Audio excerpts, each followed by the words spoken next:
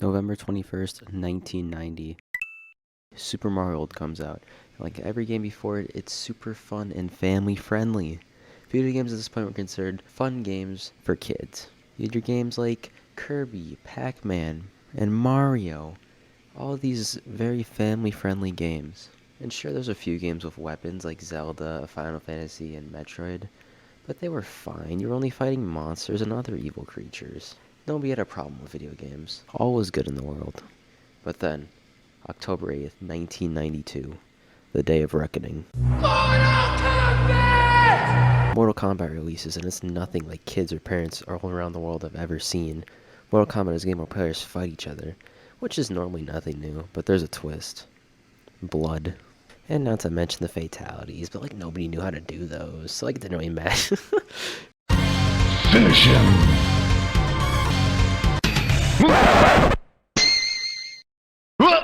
Parents were outraged. This caused Congress to bring together Nintendo and Sega to talk about violence in video games.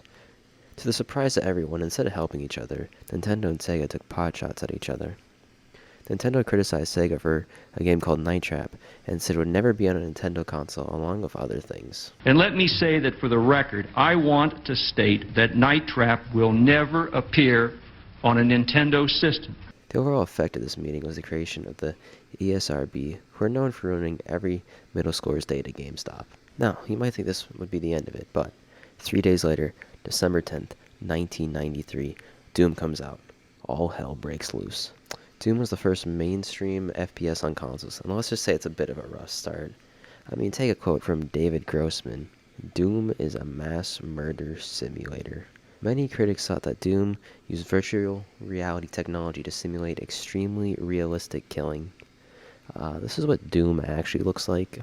As you can see, it's very realistic.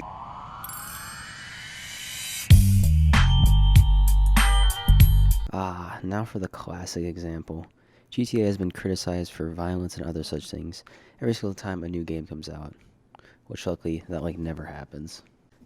Like, even the original GTA was boycotted by moms in the UK. Have you seen the original GTA?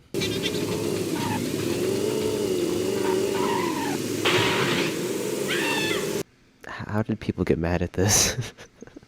The main controversies of GTA mostly started with GTA 3, seeing as it was the first 3D Grand Theft Auto game. People didn't like that you could hijack cars and then you could kill someone and steal their money. The game was actually banned in Australia. Now, San Andreas, that's a different controversy entirely. Let's just say some people found a mod in the game's file for code of a mod called the Hot Coffee mod, and that mod lets you see some things that you aren't supposed to see, which made the ESRB to re-rate the game to adults only, and which also caused every major store to stop selling San Andreas. Rockstar also had to recall the game and re-release it with the mod removed. Yeah, I'm not gonna go into any more detail. GTA 5's controversies honestly weren't that bad. The only thing people really got mad at is that there was a scene in one of the main characters torturing someone. People didn't really like that. The game was also called sexist, along with all the other things the other games got. And like the majority of the games, it was banned in Australia. So pretty much we need to ban GTA and all of our problems will be solved.